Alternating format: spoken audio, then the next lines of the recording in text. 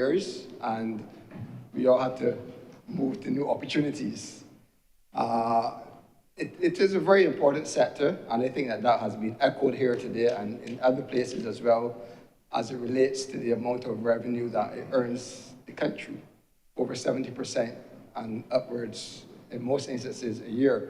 So we cannot discount the importance of it, and we also cannot discount the volatility of it, as we heard about the always the changing goalposts all the time, and what the country continually has to do to kind of meet those goalposts so that we at least stay above the water and keep earning that revenue so that we can do some good to our citizens.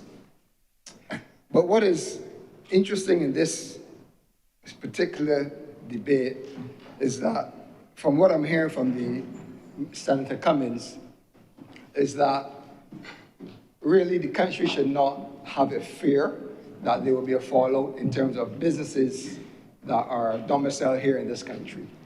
What we've heard is that these companies were canvassed, and the government tried to, in their own way, rub shoulders or communicate with these people to get an idea of if they were going in the right direction. And so it seems to me that our presence here today has suggested that there was some general commonality in that we don't have to fear a mass exodus of businesses that are in our shores. So we are comforted by that. But I'll go a different direction than the previous speakers, because, sir, if there's no mass exit, then the government and Barbados is in for some increase in revenue. And I dare say that we should enjoy some revenues over the next couple of months or over next year, depending on when other jurisdictions start to make their changes that we may have to flex or so forth. But from what I'm hearing today, the government is comfortable with its decision to move to 9% and to do the top-up tax, and that we shouldn't fear. So if that is the case, sir, I believe that Barbados, through the government, will have additional revenue sources or additional revenue income. And what it does is that it creates then, sir, the opportunity for the government to do a couple of things. And with more revenue, sir, I think the people of Barbados can appreciate that the government can look to see what they can do as it relates to the cost of living. And I say that from a genuine position, because in 2018, when the government came into office, they put additional taxation on Barbadians. Barbados also experienced a certain level of inflation of the highest levels that we've seen in recent times over the last 6 years. Obviously, global wars, the COVID pandemic, etc. So we are hearing the pressure from the people. So if the government has additional revenue at its feet, the question is, how then do you use some of this revenue, if not all, to the best interest of the country and to the people? I think that is what is missing from this conversation. How can the government, in its comfort, knowing that there will not be a mass exodus, knowing that revenues are moving upwards, albeit that there will be some concessions, there will be some tax credits, etc., we expect that we will have some additional revenue to spread across specific ministries or to spread across individual ministries to give relief to Barbados. And one of those things that Barbados are expecting is a relief in the cost of living. So I think that could be addressed by the government. It is not an unreasonable position. The tax revenue base for the government since 2018, if we compare 2018 to our forecast for this year, we're looking at maybe a 25% increase in tax revenue.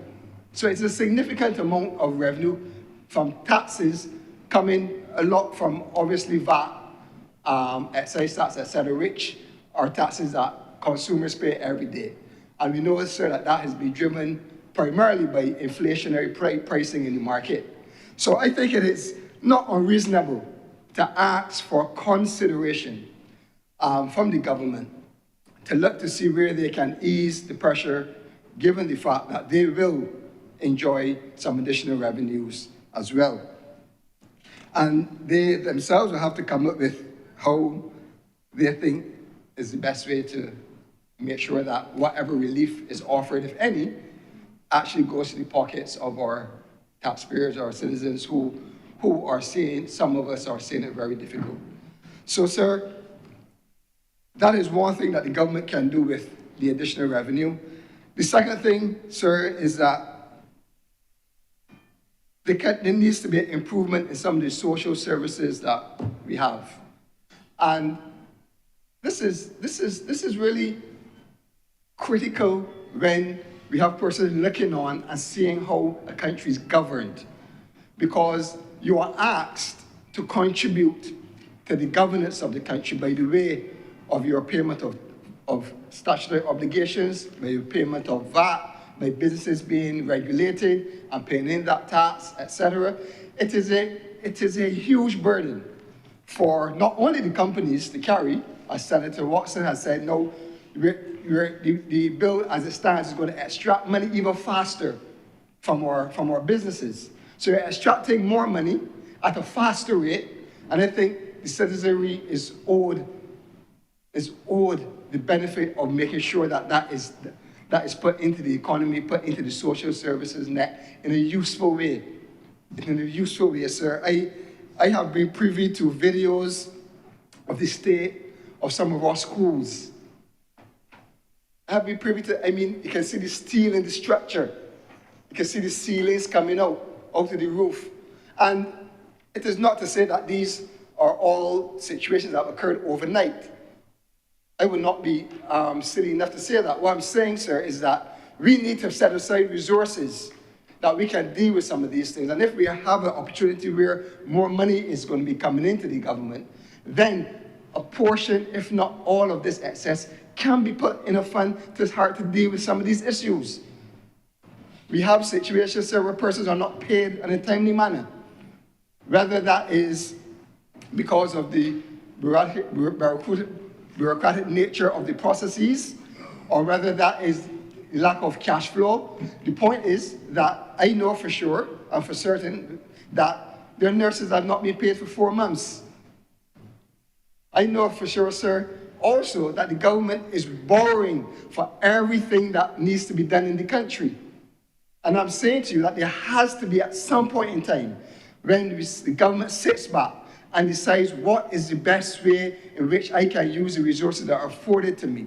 And if this situation presents the opportunity to put the money into usefulness, to put it into places that are needed, that one, it serves the need, improves infrastructure, and two, it allows us not to have to borrow. That is my simple answer. My simple answer is that I think we have acknowledged that in some form we will get more money as a government, as a country. What we need to be mindful of is that we need to use these resources now in the best way possible for the citizens of Barbados. So the final point I want to make is in relation to the overall focus of tax policy in general. We see the focus on, or refer the focus on corporation tax, maintaining a tax structure that enables us to be alive and to earn in excess of $400 million in revenue. We spoke about, during the budgeting process, about concessions and so forth. But what I think is missing from the conversation is the tax policy on the personal level, on the worker level. And I mentioned it in the previous debate, sir, and I want to repeat it here today, sir, that, no, we're not, no, hopefully. But no, I want to repeat it here, sir, that while we are looking to improve the economy, while we are looking to drive growth through business facilitation, through business growth, we cannot drive growth without participation from persons, from employees. And so we have to look at ways also to encourage those persons to be productive. Encourage those persons to want to come to work, to want to give their all, and to want to meet the company halfway. And then together, they can meet the government or the economy as a whole so that there's a participatory effect and that everybody's taken along on the journey. And I bring into the conversation then, sir, the ability for the government to consider what drives productivity in Barbados, which is the people. And how do we treat the people? How do we treat a person that is exemplary in his work and performs above expectation and is rewarded by his employer? And that employer then gives him a financial compensation. We tax it. It is taxed almost, I think almost 30% of it goes. And that is not his ordinary income. That is not his 40-hour-a-week income. That is not something that he signed on to. It is not in his contract. It is something that he has earned above and beyond. And it has been at the discretion of his employer who values him. That is being done taxed at almost 30%. But the profits of a company is being taxed at 9%. So there has to be some balance here as relates to how we look at compensation above and beyond a salary or a weekly wage. You have situations where from time to time, especially around the holiday seasons, businesses pour into their staff. They give a weekly wage, they give a month's salary, they give 6 weeks' salary, and that is subject to almost 30% of tax as well. But that in itself is a reward. That in itself is driving the person to say, I want to come work next year. I want to come work every day. I want to give my all. I want to work overtime when I'm asked to. That is what it's saying. But if you have these measures that persons stoops, set their teeth at a compensatory, a financial benefit that they know that at the end of the day it really doesn't make any sense. And you hear that. You hear that, especially when it comes to overtime. When it comes to ask somebody to stay back to work 2 or 3 hours. It doesn't benefit me financially, so I'm not staying back. And they're looking at the money that they have to take, they put in their pocket. So all I'm saying, sir, is that this is a conversation that stretches beyond just the corporate tax, the minimum global tax rate, but how do we treat to the persons, the stakeholders, which in this case are the employees of the company that will see it through its growth. And today I am asking for consideration for this government to look at its tax policy on a more holistic, take a more holistic approach, and where we have allowances for research and development, have incentives to play a role if businesses are engaged in specific activities. What is wrong with an employee having a taxable allowance for a family of 5? For mortgage interest. So, sir, these are important things, and I don't think that we, as a society or as a government, as regulators, should exclude the people that are driving the businesses that are going into these global businesses that we call them now, are working, are giving their all, sometimes working 12 hours, 15 hours a day, so that Barbados can earn revenue, but so themselves can sustain the livelihood. So, sir, all I'm saying is that this debate provided the opportunity for me to just state the case, one, for the fact that we have more resources as a government and that we can do some critical things with it. We can look at a cost of living ease for the citizens, and we can look also at how we utilize these additional monies to redevelop Barbados in terms of correct critical infrastructure in our school plants, especially, sir, in our hospitals, in our polyclinics, without having to borrow every cent, without having to go now and borrow another $20 million, another $30 million to get it done. And I also ask for consideration today, sir, let us look at the persons that are involved in business.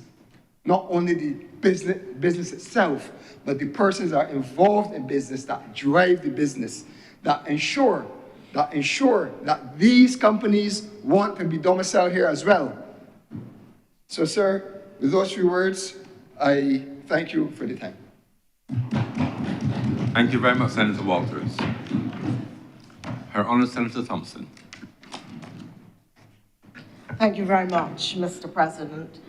I must concede that I had not initially intended to speak on this, but there are a couple of matters that were raised during the course of the debate that I want to address, and in particular, to look at this whole issue of the level of global regulation, not just of tax, but of organizations which impact governance at the national level, and the extent to which small states, such as our own, are asked to cede sovereignty, to use language that was used today, to cede sovereignty to these international organizations. Before I get into the crux of the remarks that I want to make, I just want to make a couple observations in relation to the broad discussion that we heard today. It is easy to make arguments such as, if there is going to be no flight of companies or capital, give people a little taxes. Cut this and cut that. This feeds in an inflation real high. This feeds into a narrative that the government is not doing everything that it possibly can to reduce prices and give tax breaks. Only a week ago, a friend, for the first time, getting full tax breaks on his property, paid $50 in land tax, and said to me, "Kissa Demir for me." I paid $1,200 the year before. Now that makes a significant difference, and I could point to other things in which government policy has directly impacted in a positive way by reducing costs, high expenditures, and hardships that families would otherwise have faced if not for the intervention of government policy.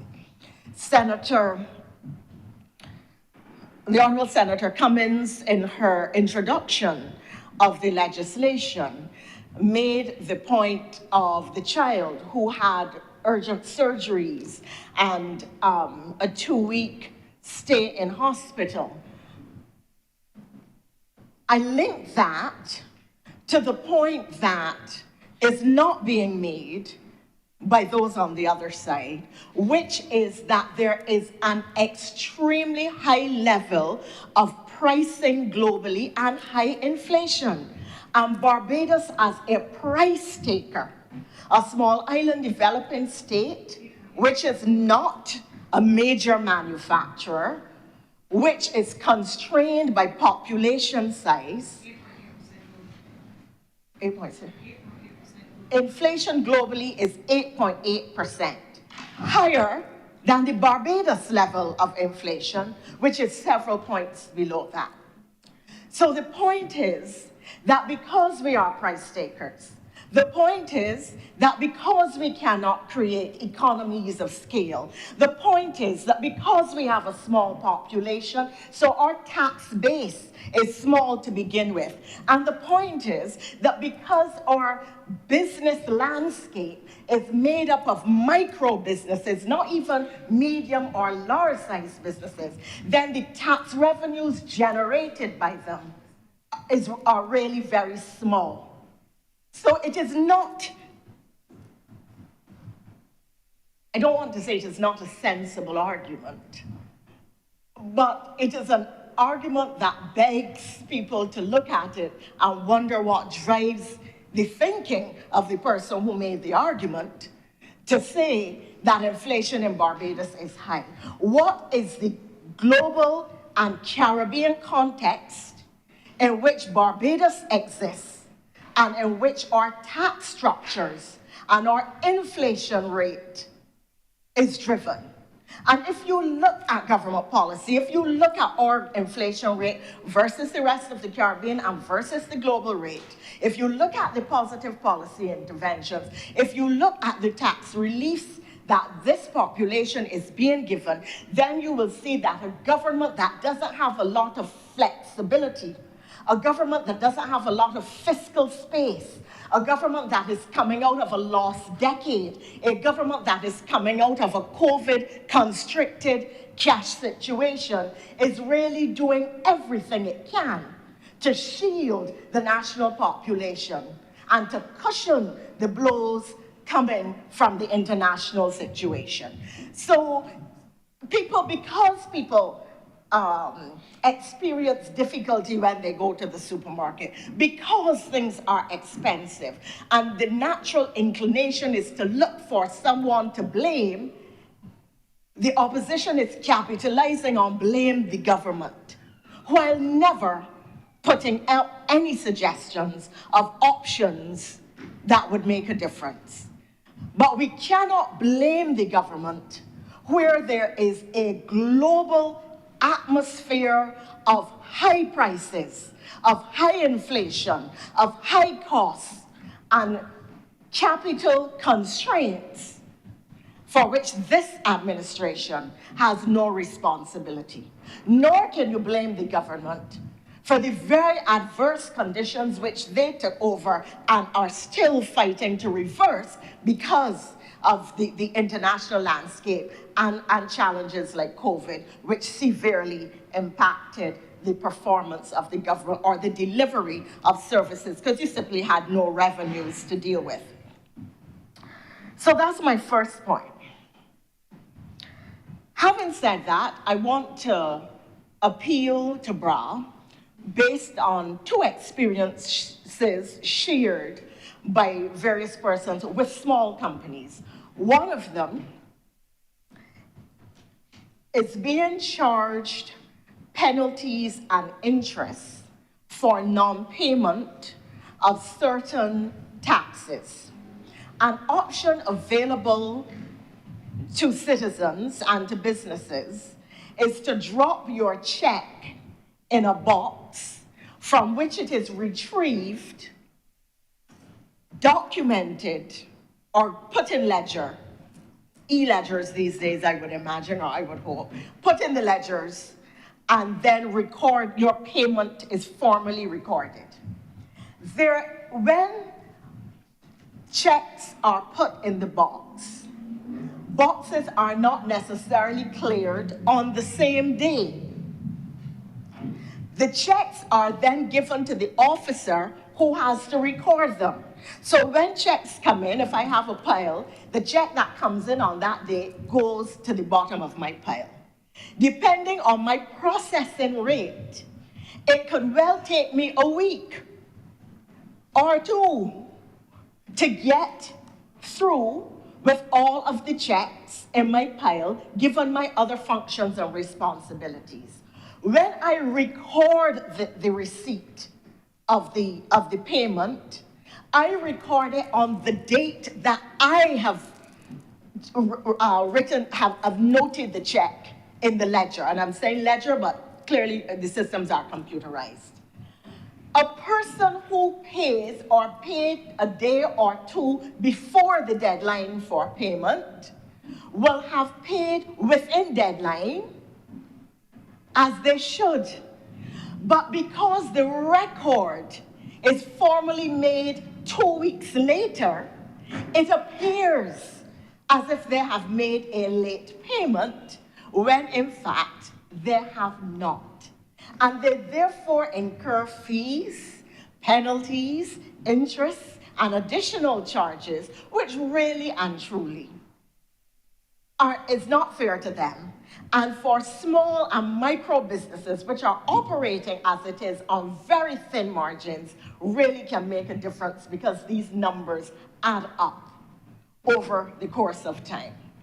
So I would wish to appeal to the management, whom we have present with us today, to consider implementing a system which does not prejudice the persons paying who do pay within the deadline, but because of the recording system, really are recorded as having paid late. The second thing is that there are fees and penalties which you pay if you have a dormant company, if you don't report, file your taxes regularly, etc. There are high costs that are incurred. I would wish for us to review this, because very often these companies, many companies that are dormant, are really small family businesses. Granny used to operate a small shop. The lawyer tells Granny she should incorporate, that is better for her tax-wise. Nobody else in the family is involved in the accounting process. Granny sees about that herself.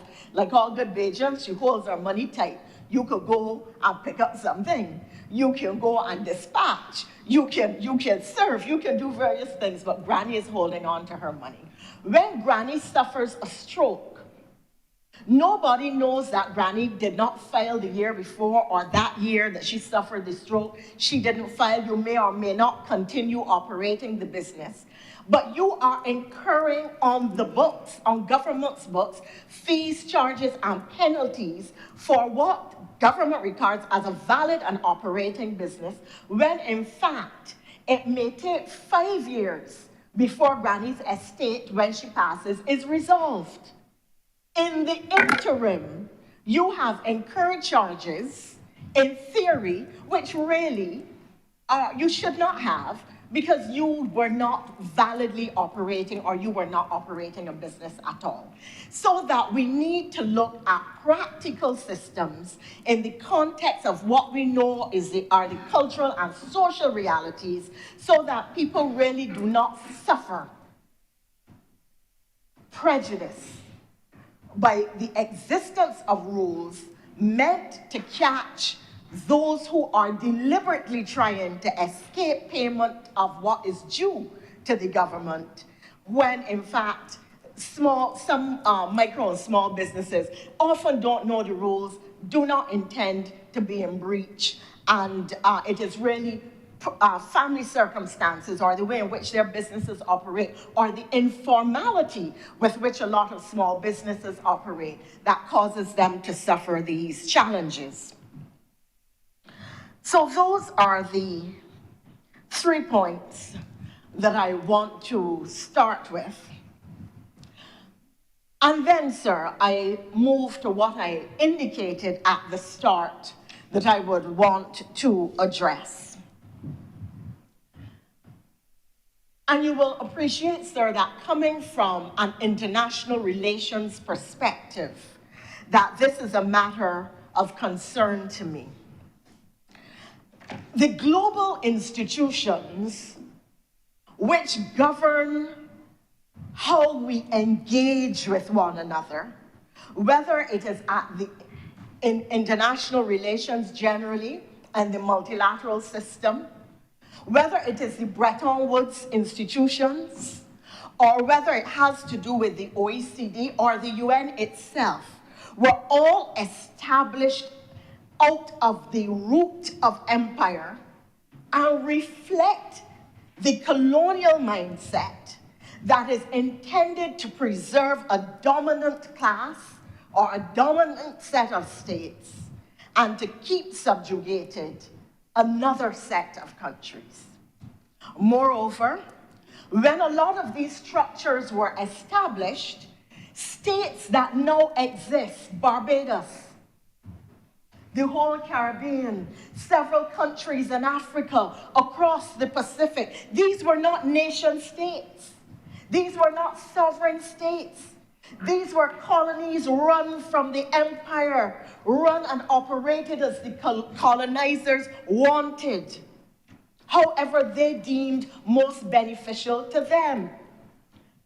And if you look at the evolution of foreign exchange earnings and revenue generation in small states in developing countries that were formerly jewels in the empires, you will see that they started largely either as extractive economies with mining and so on, or agrarian economies, and that over time, as economic emphasis has evolved, a lot of them went into service economies, and several of them went in then to financial services. And what has happened is that the OECD, which was established in 1960, sir, before I was born, before many of the people in here were born, represents some 40 countries only. The UN has 163, or is it 183, countries as member states.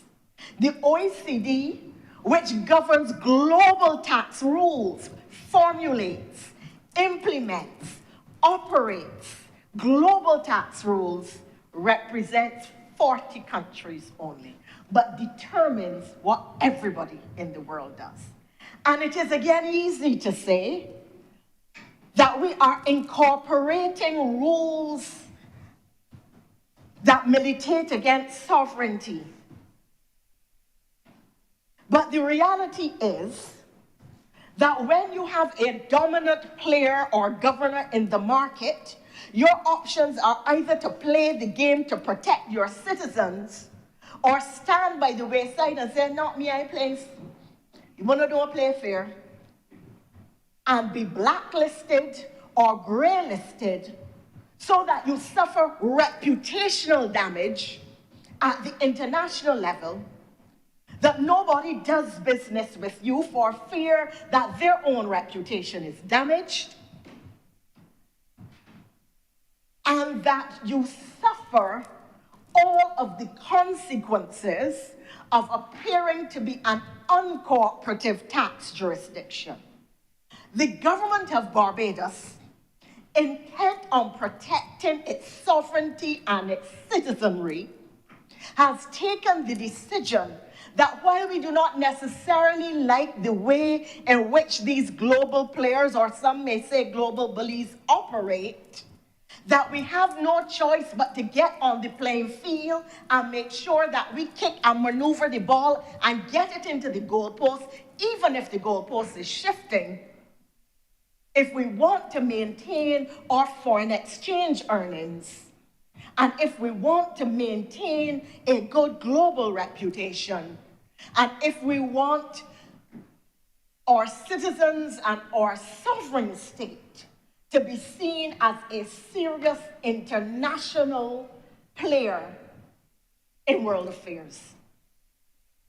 So yes, there may be instances in which we have to consider the extent to which we will follow the rules, but we do so only and always in protection of the Barbadian and in protection of every single Barbadian. The EU and the US earn 50% of global revenues. Yet, when you look at how the OECD operates, those countries which control massive wealth, large populations, large asset bases, large capital bases, massive wealth, those countries which conceal international criminals or the revenues or transit of the monies of international criminals are not largely the ones appearing on the black list and the gray list. When you turn to the list, you hear Vanuatu, a microstate with a mini population, Palau, Dominica in the Caribbean is one of the 13 least populated countries in the world, a population of 79,000 people. These countries that are threatened daily by the rules of the OECD operate clean jurisdictions in the majority, operate with due diligence, were not impacted when the global contagion of the international financial collapse took place because of the stringent rules for doing business there. But yet, all the time, they are the ones on the front line of defense, of attack. For what? Earning money honestly, because they have become efficient and good at it, and are not no-tax jurisdictions, but are low-tax jurisdictions competing legitimately in the international financial space and being punished for it. It is for this reason, Mr. President, sir, that there has been now for perhaps about a year, and I want to share with you a quotation that I found interesting, sir. I have sent the source to the clerk so that it can be made available, sir, as a document of the House. The OECD Secretary General, deputy secretaries and heads of the directorates are non-elected administrators and policymakers who live in Paris tax-free, except for the Americans, travel first class, live first class, and whose every expense is paid for by the member states with taxes or money borrowed. These are the guys who tell everyone else to pay their fair share of taxes and share in the making sacrifices for the greater good of all. Now, you had to laugh or smile at least at the language of the writer in this article.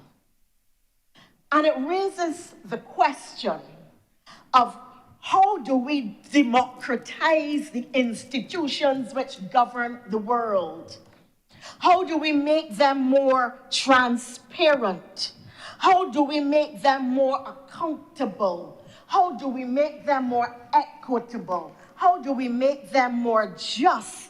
And how do we ensure that they employ and deploy rules of natural justice, where they do not say, well, we think you have committed a wrong and we are putting you on a list. And if you don't like it, work hard and get yourself off, but for the time being, you are condemned. And that is why, over the course of the last maybe 15, 20 years or so, maybe not so long, there has been an increasing push for there to be a tax institution, a global tax institution, operated within the context of the United Nations, so that it would be more open, more accessible, more democratic, and run by a larger number of member states who each have a vote. Now, make no mistake, even if this were to come into being, the reality is that those who dominate the present institutions are equally going to try to assert their presence and influence and dominance within any new institution, so that the fight will not be over. The fight will just take a different form. And we will have to continue to take the decisions necessary to defend and protect, to guard and to guide our populations and our policy. So that increasingly, and I'm trying to get the exact, the UN Second Committee led by the African states pushed in 2023 with support and with now over 200 unions and organizations joining and taking up the cry for the establishment and on the promotion of inclusive and effective international tax cooperation, and that a body should be established within the context of the UN.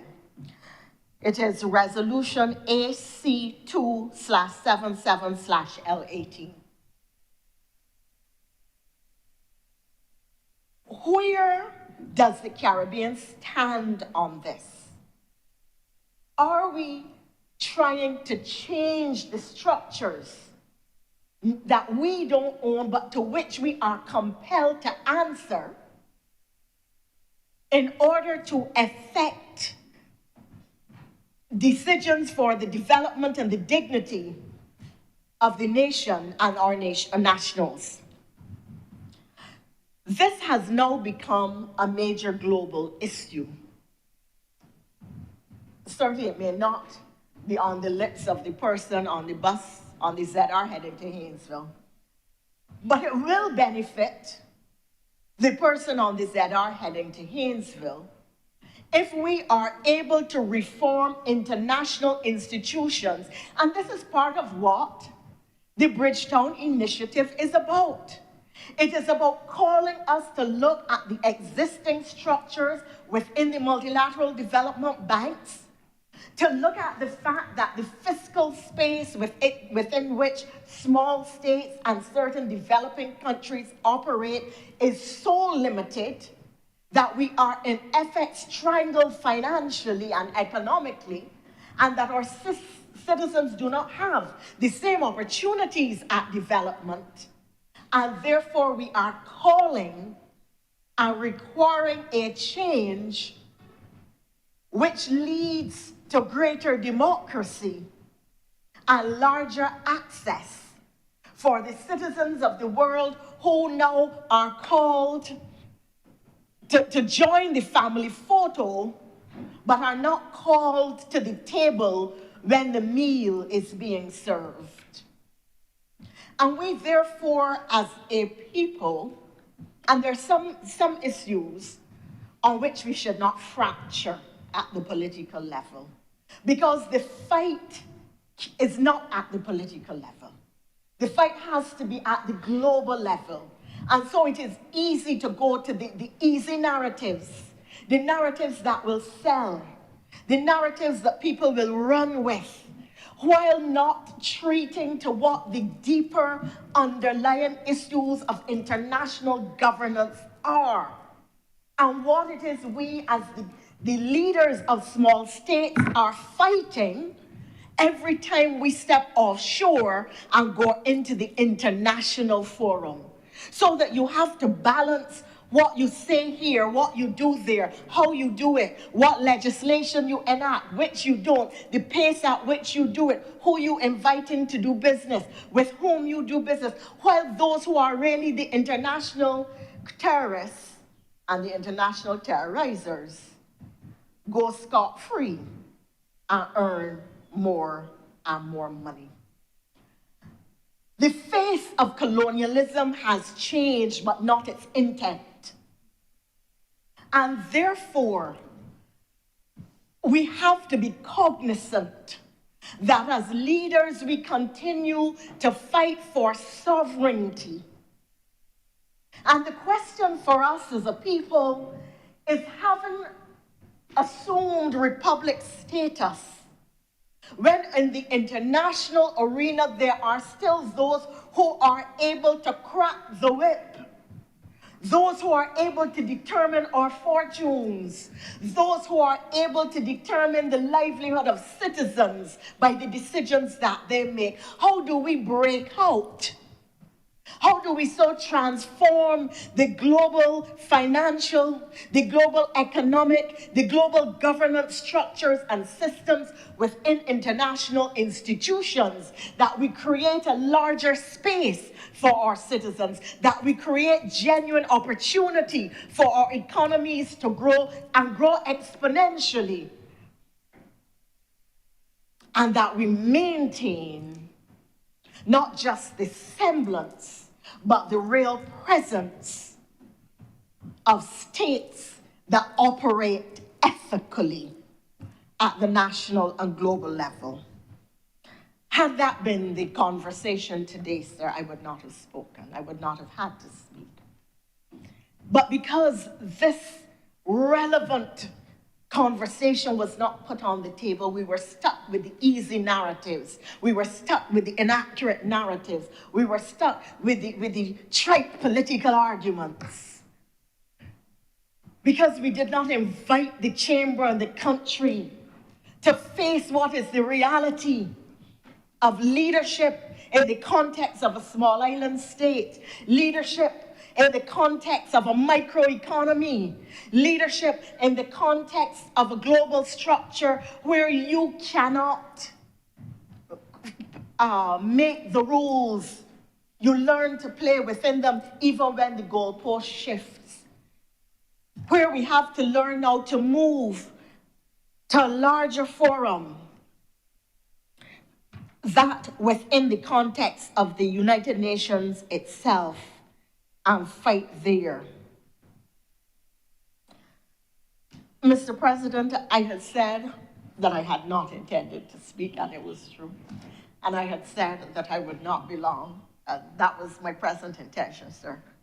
But I felt that as somebody who works in the field of international relations, and given the fact that, I have served as Barbados's ambassador to the United Nations, and that I understand that these are not issues that are as simple or as simplistic as we were being led to believe. I really thought it essential to put on the record the broader arguments, the broader fight, the deeper, more potent, more powerful realities, so that the record today on this debate would be more accurate and more reflective of the challenges that we face in leadership on this and other issues.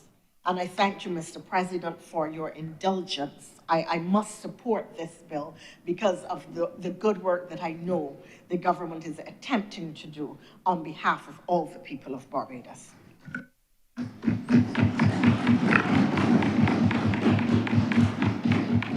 Thank you very much, Her Honor Senator Thompson. If there are no more speakers, I'll invite Senator Cummings to close. Thank you very much, Mr. President. I, as always, wish to thank all honorable members who have spoken and who have contributed to this debate. I know that for the most part, this is not one of those, forgive me for using perhaps a little unparliamentary, being a little unparliamentary, Mr. President, in my language. This is not one of those sexy topics that, will excite imaginations. A lot of times we ain't talking necessarily in this instance about garbage and water and those kinds of things. These are issues that people tend to tune out because they think, boy, that's a little too highbrow for me. I can't really deal with all of that. And so attempting to keep it as simple and to connect it to how a government governs both internationally in its international relationships, as was just done by Her Honor Senator Thompson, and how our international relationships intersect with our domestic activity as a legislature, as well as how our fiscal responsibilities to how we treat to the management of money and revenue, as was raised by Senator Walters in terms of if government has an increased tax stake, how will those monies be spent? Will those monies be allocated to development programming? Those are the kinds of things that perhaps, Mr. President, I want to focus on in my response as I attempt to go through some of the issues that were raised by the colleagues. Let me begin, Mr. President, by saying first and foremost that this government does not, did not, has not, nor will I ever expect it to have perfunctory conversations with people and call it consultations. This government, even before we came to office, before we were responsible for governing a country, we undertook, Mr. President, to have a rubbing shoulders campaign. We walked the length and the breadth of this country as BLP on the road. That is the philosophy and the practice of governance, even by a government that was not yet in government. And so, Mr. President, when we came to office, one of my colleagues likes to call it, when we came to service in 2018, we did not stop doing that. Mr. President, we have continued to consult and engage with people day in and day out. We have continued with Parish Speaks, where the average Barbadian is invited to come and to engage with the mechanics of governance and government on a monthly basis, so we can share with people what the issues are. How are some of these highbrow issues that we talk about connected to the issues that people are feeling on the ground? We ain't just a come. We've been doing this for years, Mr. President. And so all the ones who would wish to now come and begin to lecture us on what the people are saying, Mr. President, who do not have the track record of this party or this government, and would wish to lecture us now on what people are saying, we'll and come again. We'll and come again. Okay, I'll take that. My colleagues have corrected me. We've been doing this for long, though. We ain't just start. And on these matters, Mr. President, specifically on these bills, that philosophy that has guided us on the ground from before we were in government in 2018 continues to guide us on every matter, each and every time. And this matter, these two bills, were no different. Mr. President, there has been a comment raised, or there have been queries raised about the depth of our presentation, of our consultations.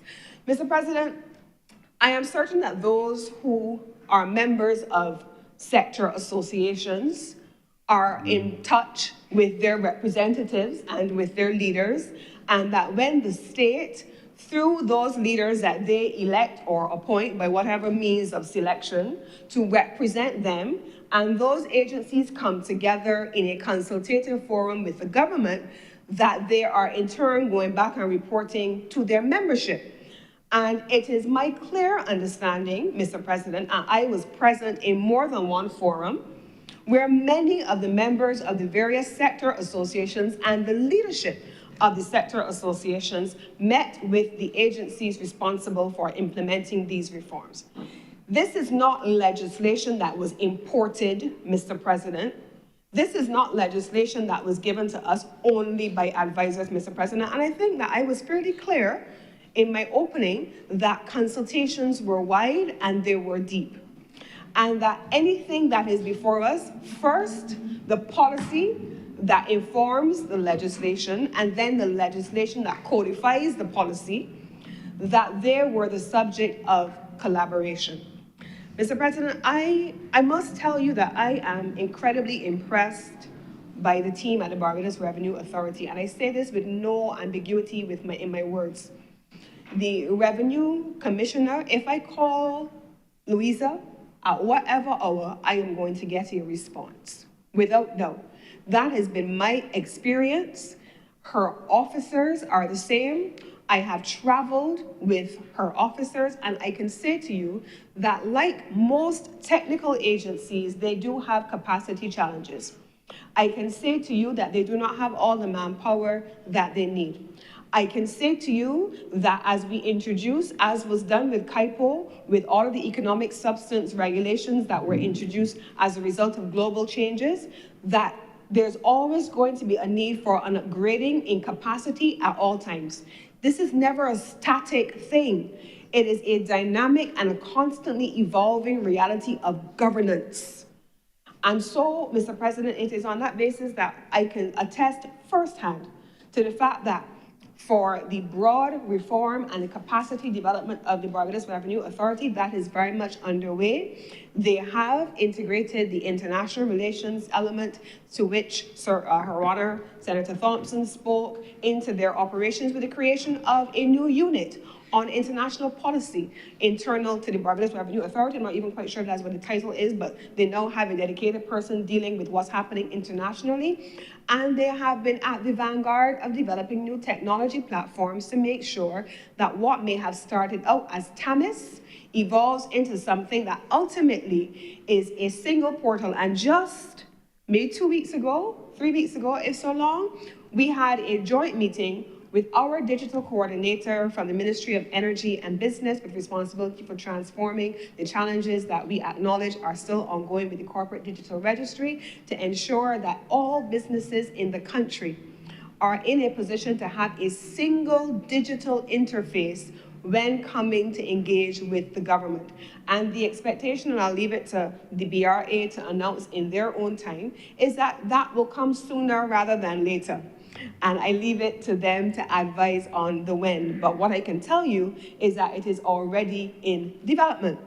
Specifically now, on small businesses, that portal is very much in development.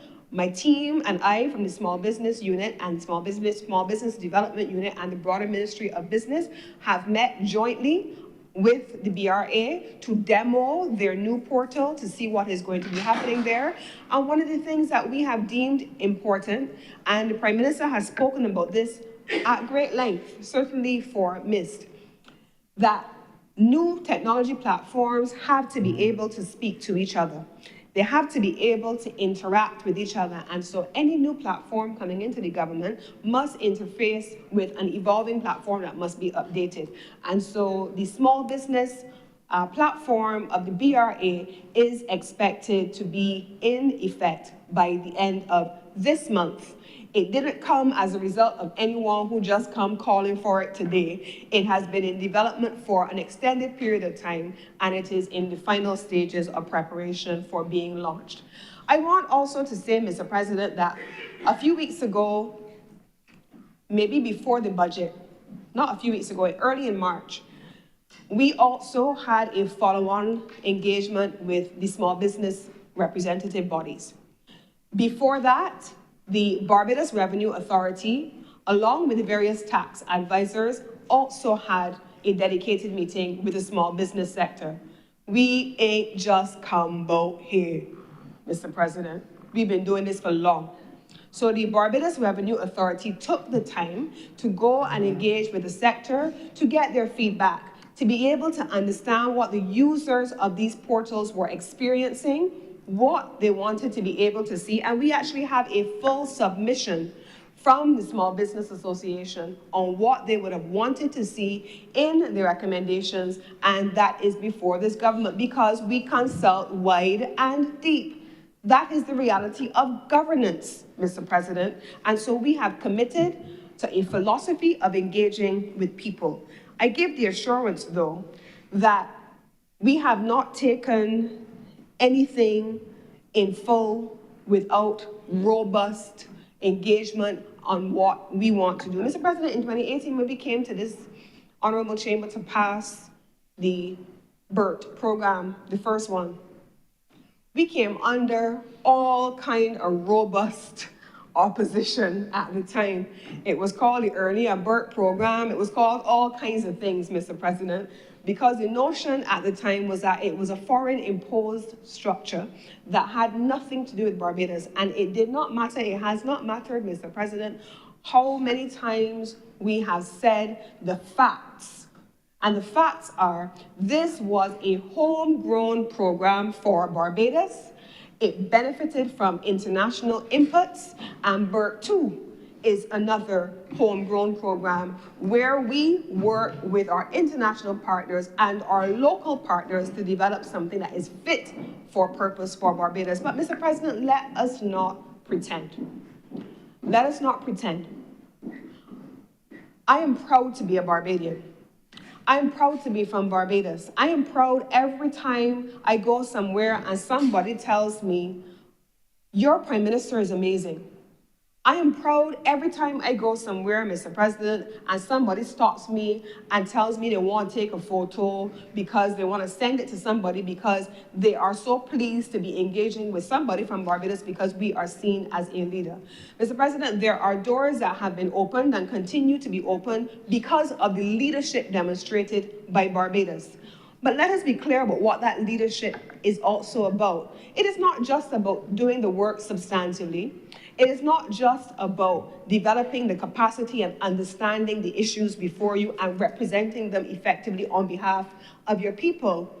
It is also about understanding, Mr. President, that this 166 square mile country with less than 280,000 people will always import inflation because, as the Honorable Deputy President said, we do not produce the majority of what we consume. And I would never be complicit in attempting to fool Barbadians into thinking otherwise.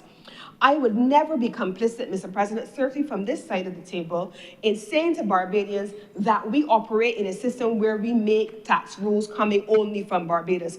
International engagements are a natural part of life for the biggest of countries in the world, but they are even more important for the smallest. They're even more important for the smallest. And the ability to engage and to sit at the table where rules are being made and to benefit from international partners who are also sitting at that table, those tables, cannot be sufficiently understated. And I would not wish to pretend that Barbados lives in this magical, mythical bubble somewhere in the stratosphere where we don't interact with anybody else and we don't have any international partnerships, international relationships, we don't import anything. That's not a real thing. Not in any universe, not even for the biggest in the world, but it is not for the smallest. And it is for that reason why Barbados insists on making sure that we have a seat at every table. And I want to be clear, the OECD relationship with countries like Barbados has evolved significantly beyond where it started. I remember being a young Foreign Service officer in the Ministry of Foreign Affairs in the 1990s, where we were still having an aggressive conversation with the OECD. We were in battle in perpetuity, Mr. President. And the difference between what I experienced as a young Foreign Service officer at the time in the 1990s, where the OECD functioned separately from everyone else, and what I see now as the minister who has been engaging with the OECD alongside the other agencies, is vastly different. The OECD has not blacklisted us. EU countries may have blacklisted us on the basis of different methodologies, but Barbados has seen a relationship with the OECD through the Global Forum, through the Inclusive Forum, through the FHTP, where all of our reports have been on the basis of engagement. All of our engagement has been on the basis of active participation.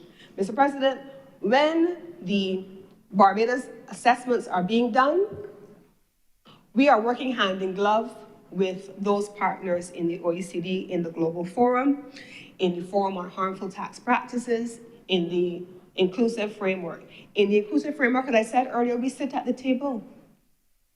And so, Mr. President, the recommendations usually coming from the OECD would be reflective of what we have worked on, and the recommendations would then go to what we call the EU Code of Conduct Group. The EU Code of Conduct Group then, in turn, uses the technical assessments done by the various OECD bodies, and they, in turn, make recommendations on what should happen in a given jurisdiction. And so, on the one hand, we can say that through active international engagement and through active international partnerships, we have been engaging with the OECD and its organs, and at the same time, as a country that has always favored multilateralism, we are equally confident with the evolution of this conversation beyond the OECD into the United Nations, where everyone has a seat at the voting table among 191 members. Whether it is at a multilateral level at the UN, or it is in the Paris Club that you call the OECD, I believe, this government believes, that Barbados has an obligation to participate in the international system. Barbados has always been a nation governed by laws. Tax rules have always been determined and negotiated globally. This is no different now, Mr. President. And so I want us to put that into context.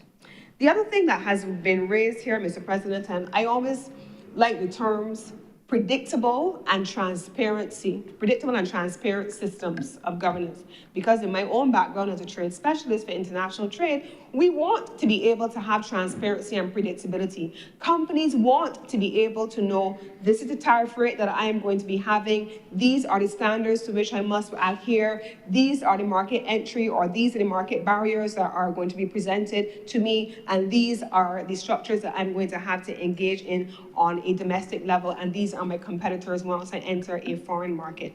Transparency and predictability are critical. So it is easy to rubbish Barbados being a first mover, but we cannot rubbish the fact that companies need the very transparency and predictability that being a first mover brings. That transparency and predictability gives companies the certainty that they need to make decisions about where they are going to keep or move their domicile. And Barbados has done its best with all the advice in the world and with the full participation of all affected sectors to make the best decision to influence that outcome, Mr. President. And because of it, the companies, including those in the smaller category, have very much welcomed Barbados's attempt to give them that certainty and to be able to say to them, for the upcoming tax year, we want to be able to plan, and they have made that very clear. Mr. President, I also want to make the point that, opposition politics is an interesting thing, and I know that the Barbados Labour Party has practiced it in a previous incarnation. It may not come in a hurry at the rate that the other side is going, but we'll see. But at the same time, Mr. President, we know what it is to oppose constructively. Mr. President, a significant component of global business right now is something called ESG. It's easy to rubbish the SDGs. It's easy to rubbish the conversations on things like resilience. Senator Cummins, I hate to interrupt your flow, but on behalf of the general public, please explain the acronyms. I will. And thank you kindly.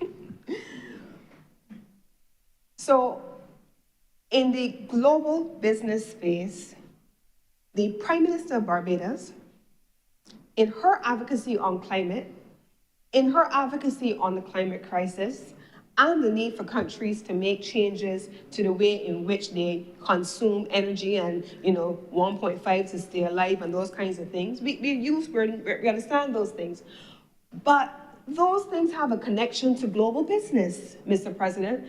There are companies in the world, some of them right here in Barbados, that have entire sections or lines of their business dedicated to environmental and social governance. There is an entire line of business that is in place, Mr. President, that Barbados, as part of its investment attraction strategy, as part of its global business strategy, has determined in its reports from as far back as 2022 in the preservation report and in all of the international business strategy papers since then, that Barbados has prioritized the development of the ESG line of business to have companies domicile that here in Barbados or to bring their lines of business here to Barbados, because Barbados wants to ensure that we are not just talking about climate, we're not just talking about vulnerability, we're not just talking about resilience, but we are also practicing it in every possible respect, including, Mr. President, in our lines of business, and including, Mr. President, in the companies that we attract to Barbados. Let me give you an example. There are some countries in the world, if you remember, back in the day, we used to have you drive down, we used to call it BET Hill. If you're from a certain generation, we know what BET Hill is. And we know what BET Hill is because when you drive down the hill from Polytechnic and from the CDB, right there in front of you, that imposing building that is now an offshore university, it used to be Intel, right? It used to be Intel. And at the time, you had entities that would come and they would set up for light manufacturing or assembly plants to come, or small technology companies, and they would come, and then you had the offshore transcription, medical transcription at one point. Companies moved over many years to do different lines of business, and in the Pacific region, for example, where you have seen the assembly the spatial allocation of assembly plants across the Pacific region in order to tap in to the business that is car manufacturing in places like Japan, and now the evolving industries that are coming in the manufacturing sector in China. ESG, Mr. President, and I've given the explanation for the acronym earlier, this is a line of business, Mr. President, that is a downstream and an upstream connection to resilience and to the to sustainable development goals and to our conversations on vulnerability.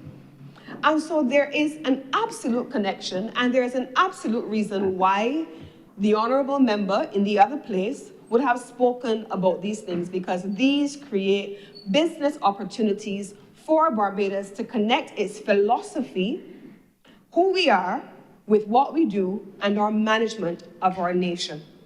Mr. President, I'm advised on the next point by the Barbados Revenue Authority on the point that was raised earlier about funds, where they are applied and persons not having them applied to their accounts, that there were some challenges with a number of taxpayers submitting payments, but not the information associated with those payments. And as a consequence, they needed to reconcile who the payments correlated to and what then they needed to be applied to. And the Honorable Deputy President is nodding that she's one of them. And so they have created a dedicated team to be able to resolve that. And I'm sure that they will put necessary communications around it so that it wouldn't happen again, where taxpayers are submitting a payment, but they're telling you this is for which account. And so they now have only 1% of those unapplied accounts outstanding, and they will continue to work through the process of getting that down to zero. If the Honorable Deputy President is still among them, I'm sure that it will be resolved shortly. Now, Mr. President, the other element that I want to raise is on KIPO. I have never, and I will not now, attempt to say anything other than the fact that I acknowledge that KIPO has been a challenge, without a doubt. KIPO has gone through several incarnations, and I've spoken about KIPO on more than one occasion in acknowledgement. I can only say to you that the changes that we are aggressively and actively working through now are, we hope, the final incarnation of many generations of tinkering with KIPO. But just like the BRA, and just like the legislation that we have here today, Mr. President, this legislation, Mr. President, has implications, as was said earlier, and rightfully so, for the capacity of the BRA. Could you imagine that just like for Companies Act, there are 17 pieces of legislation administered by KIPO? Could you imagine, Mr. President, legislation, piece of legislation after piece of legislation being amended, new obligations being assumed, and then assigned to BRA in some instances, and in the case of KIPO, that is also the case, but without the requisite additional resources being provided. We are making sure that that generational challenge that has plagued institutions is addressed in the case of KIPO through the creation of a new entity.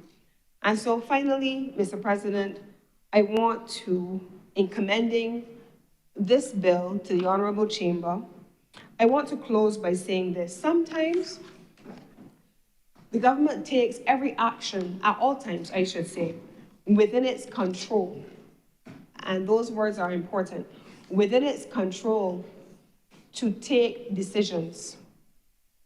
On the issue of persons who have arrears as a result of not filing annual returns, that is a KIPO matter again. But Mr. President, even though as a government we would have wanted to address the issue of waivers, we still had to consider that at the time that this was being discussed, this relationship between international relationships and domestic policy cannot be escaped. And at the time, Mr. President, you would recall very well being in the driver's seat very much of relationships with other entities abroad, FATF and others included. And there were peer reviews ongoing, which included how Barbados not just did assess which companies on our register were active, which constituted economic substance, which companies needed to be struck off from the register because they were inactive, which companies were considered high risk, Mr. President, and which companies had not filed, and in those instances where they had not filed, where penalties or sanctions could be levied. If you were to waive the penalties and the sanctions in those moments during the process of peer reviews, there would have been implications that you would not have wanted for the country in terms of gray and blacklisting. And so a government has to take all of those considerations into account when making decisions. And so I want to give the assurance that we as a government are committed to our people. We are committed to good governance. We're committed to national development and national transformation. And we're also committed to our international relationships, which very much help to fuel a lot of what we do on 166 square miles to punch above our weight, while still acknowledging that our weight requires us to always be sitting at the table and helping to frame the conversation. And with these few words, Mr. President, I beg to move that this bill be read a second time. The question is that this bill be read a second time. Will all honorable senators in favor please say aye? Aye. Those against please say no. The next the ayes have it. Senator Cummins. Mr. President, I beg to move that Your Honor do not leave the chair and the Senate dissolves itself into a committee of the whole for further consideration of this bill.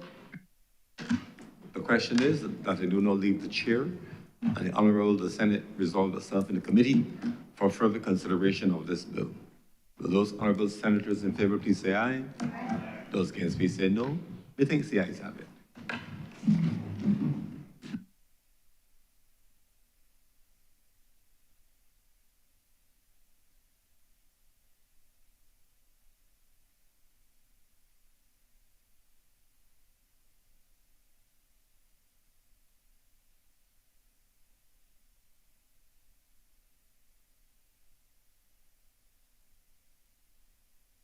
The Senate is now in committee.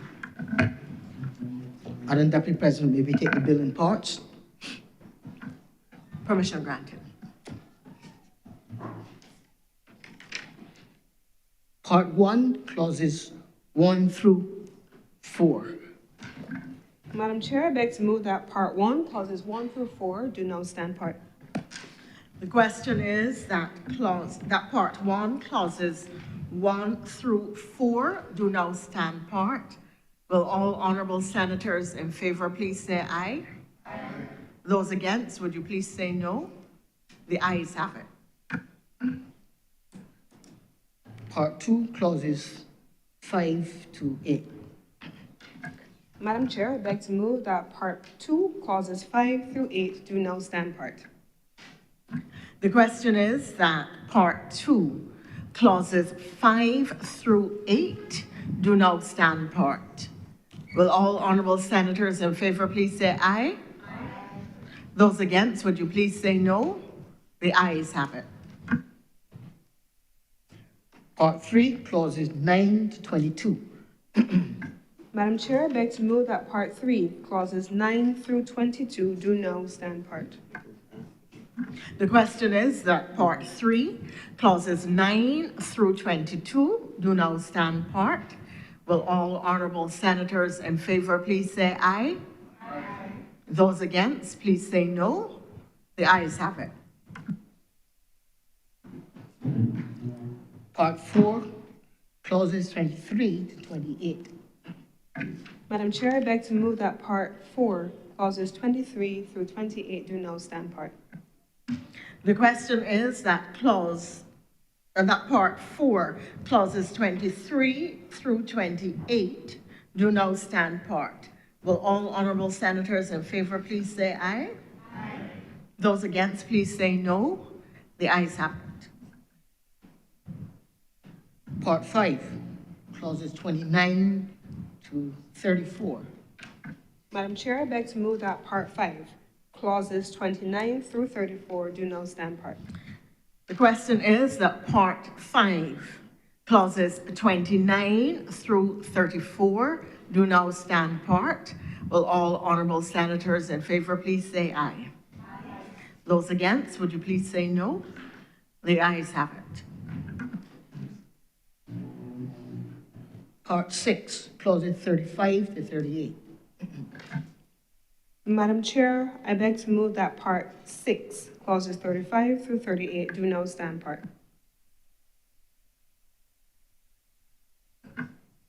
The question is that Part 6, Clauses 35 to 38 do now stand part.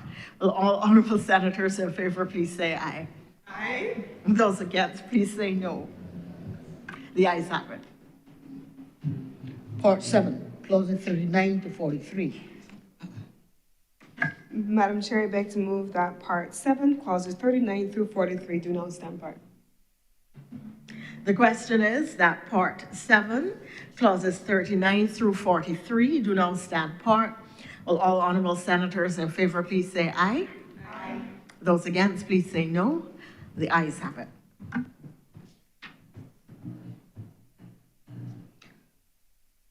Part 8, clauses 44, 53.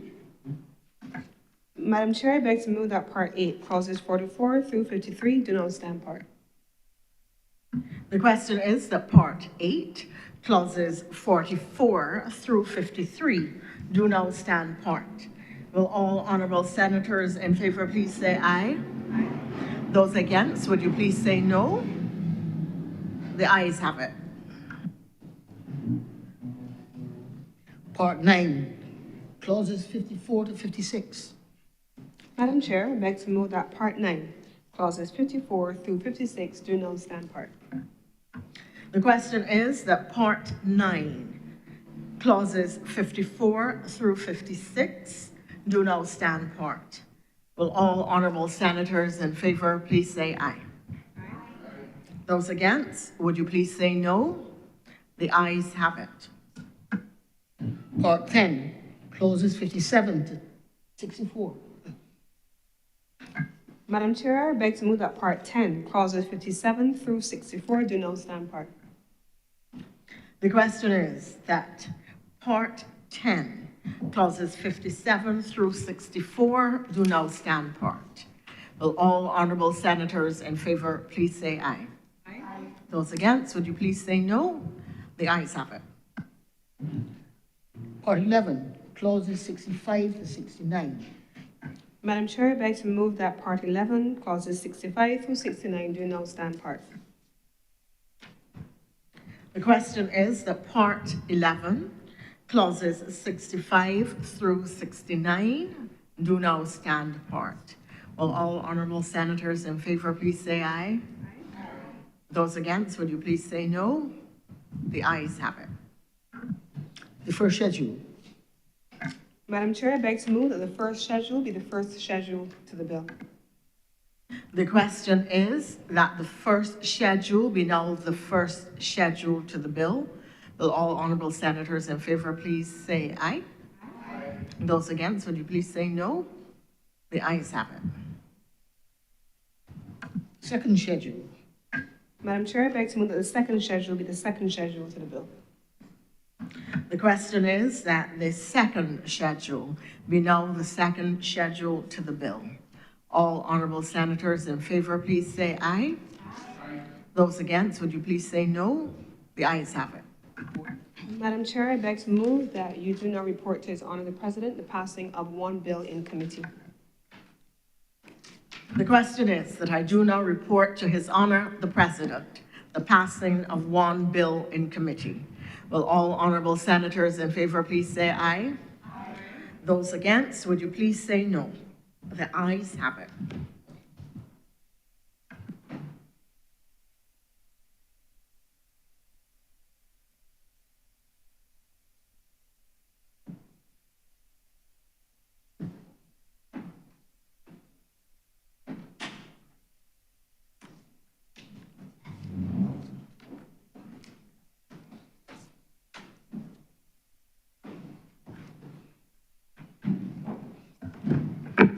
The chairman has reported the passing of one bill in committee.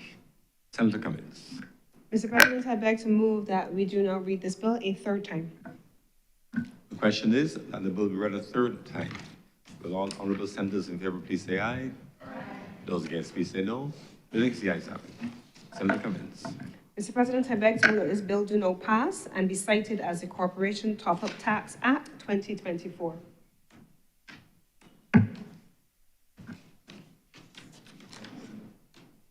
The question is that this bill do not pass and be cited as the Corporation Top-Up Tax Act 2024. Will those honorable senators in favor please say aye? Those against please say no. Methinks the ayes have it. This bill is now passed and so cited. Order number 5, sir. Committee of the Senate to move the second reading of the Income Tax Amendment Bill 2024. Senator Cummings. Mr. President, I beg to move that this bill now be read a second time. The question is that this bill be read a second time. Will all honorable senators in favor please say aye? Those against please say no. Methinks the ayes have it. Mr. President, I beg to move that Your Honor do now leave the chair and the Senate resolves itself into committee for consideration of this bill. The question is that I do not leave the chair and the Honorable the Senate resolve itself in the committee for further consideration of this bill. Will those honorable senators in favor please say aye?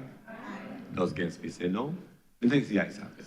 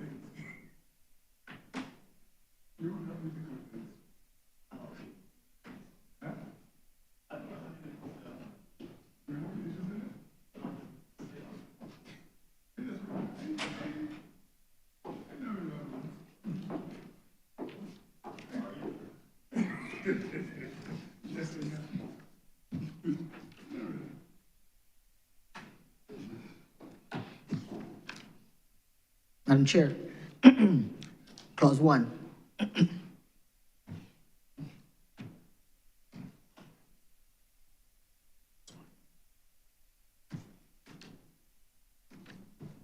Clause 1.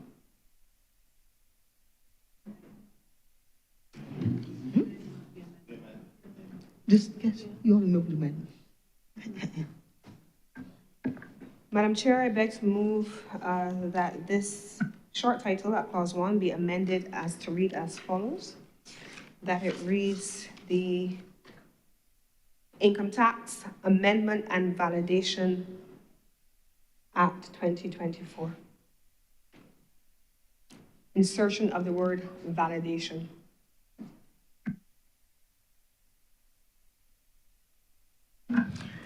The question is that the title be amended, the Income Tax Amendment and Validation Act 2024, with the amendment being the insertion of the word validation. Will all honorable senators in favor please say aye? Those against, would you please say no? The ayes have it.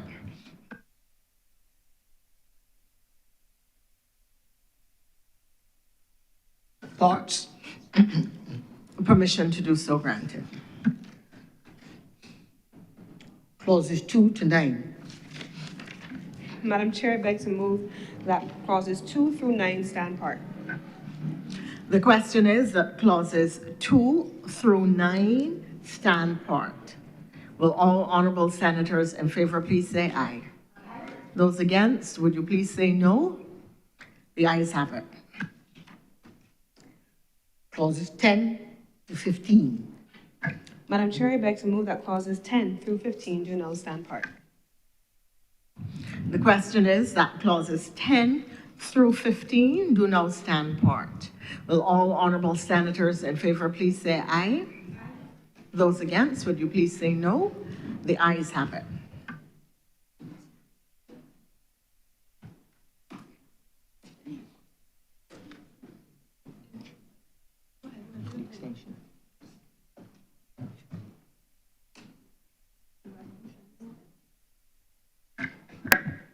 Madam Chair, I beg to move that you do not report to His Honor the President the passing of one bill in committee. The question is that I do now report to His Honor the President the passing of one bill in committee. Will all honorable senators in favor please say aye? Those against, please say no. The ayes have it.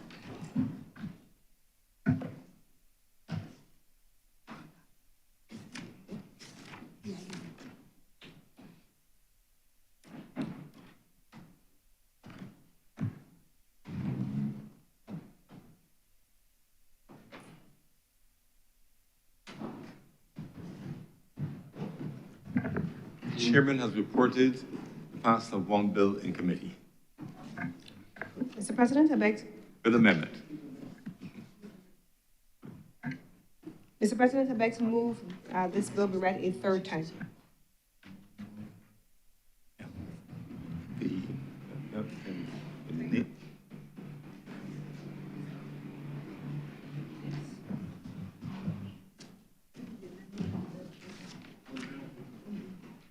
The question is that this bill be read a third time.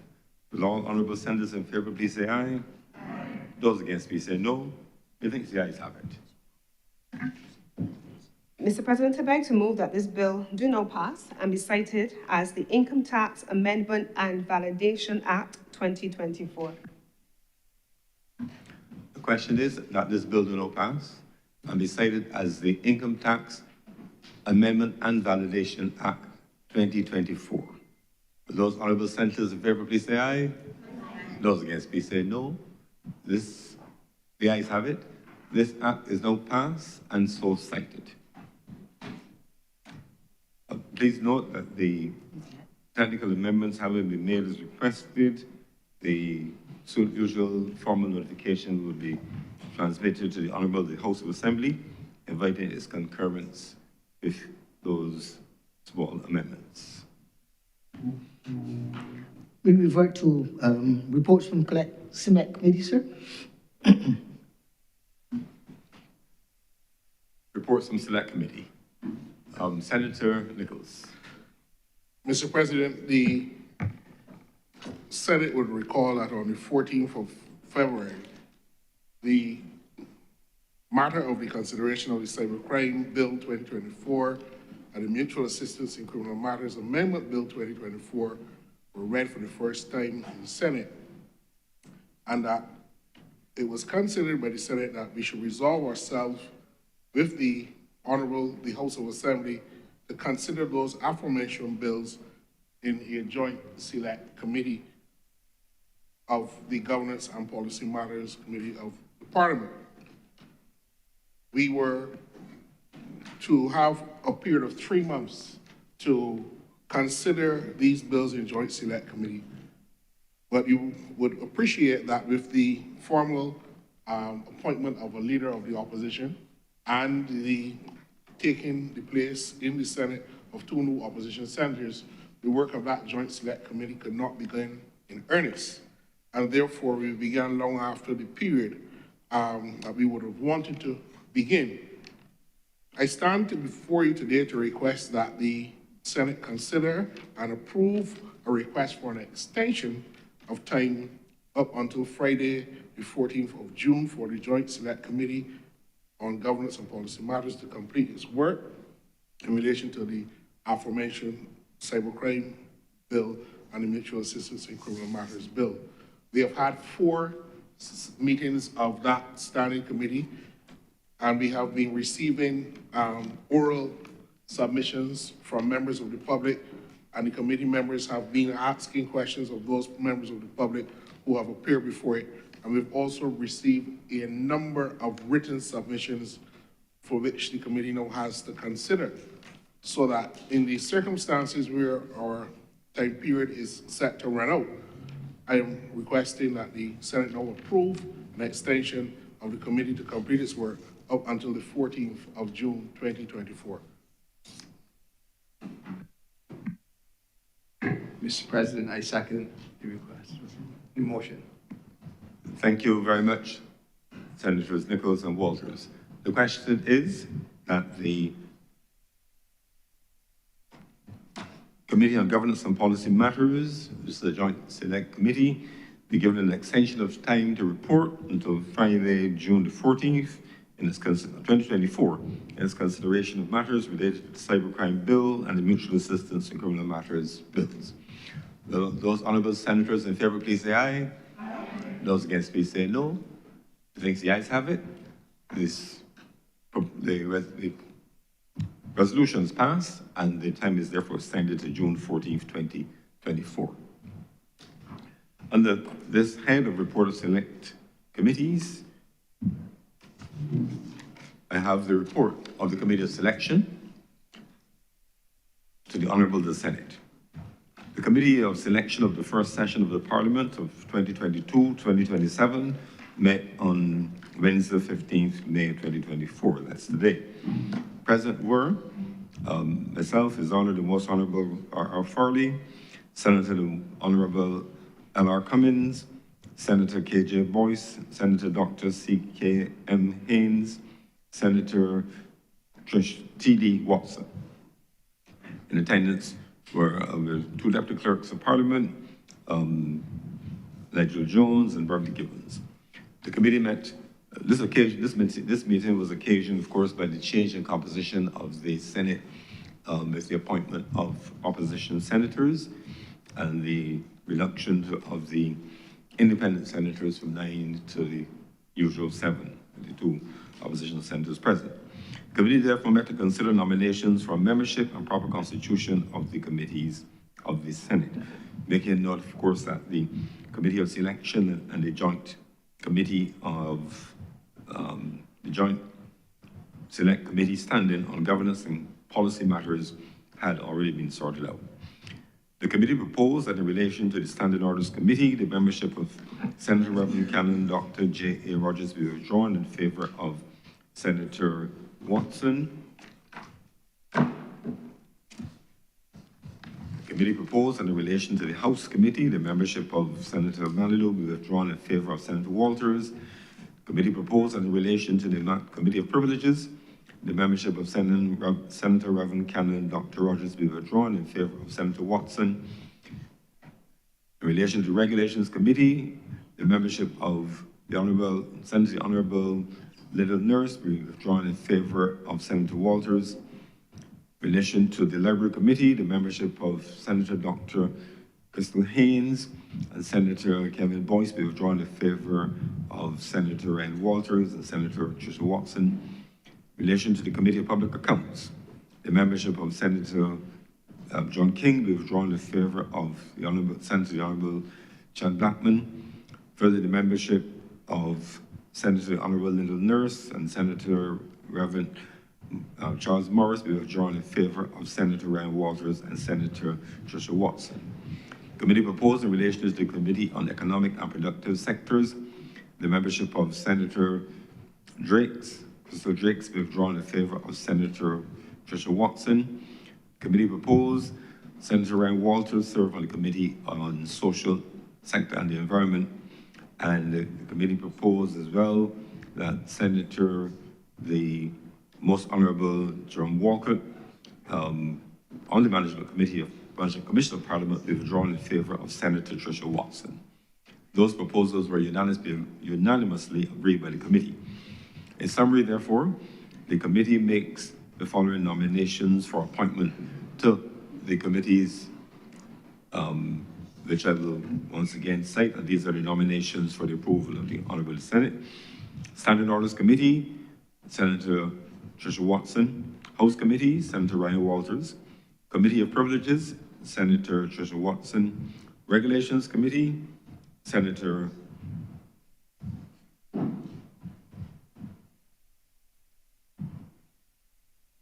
Just a second. I think there's a typo here.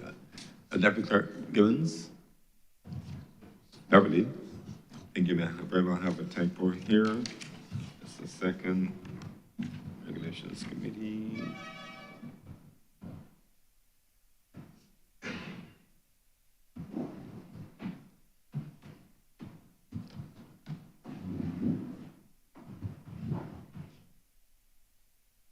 But just as I put it in the recommendations, which will draw to the attention that the facts are, was really speaking of a Senator T.D. Walters, Senator R.O. Walters in relation to the Regulations Committee.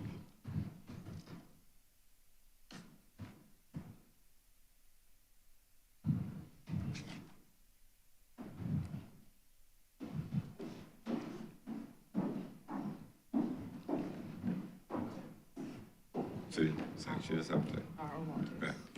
Okay.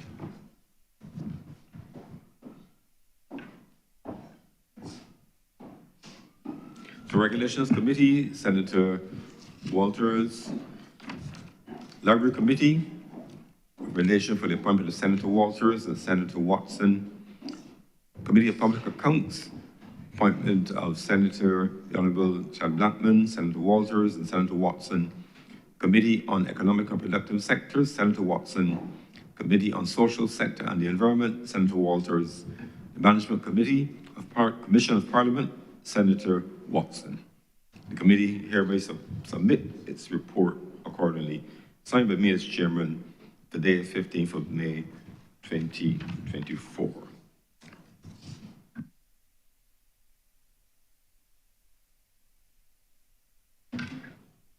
Senator Cummins. Mr. President, I beg to propose the adoption of the report of the Committee on Selection. The question is that the Honorable Senate do now adopt the report of the Committee of Selection, and the adoption of this report triggers the appointment of those senators so named to the committee, to the committees listed. Will those honorable senators in favor, please say aye. Those against, please say no. Methinks the ayes have it. Those senators therefore stand appointed to those committees. Congratulations, honorable senators, and I thank you for agreeing to serve as indicated. Mr. President, there being no further business for the remaining of today's sitting, I beg to move the adjournment of this sitting of the Honorable Senate. Sine die. The question is that this sitting be now adjourned sine die. Will all honorable senators in favor please say aye? Aye. Those against please say no. Methinks the ayes have it. This sitting of the Honorable Senate is therefore adjourned sine die.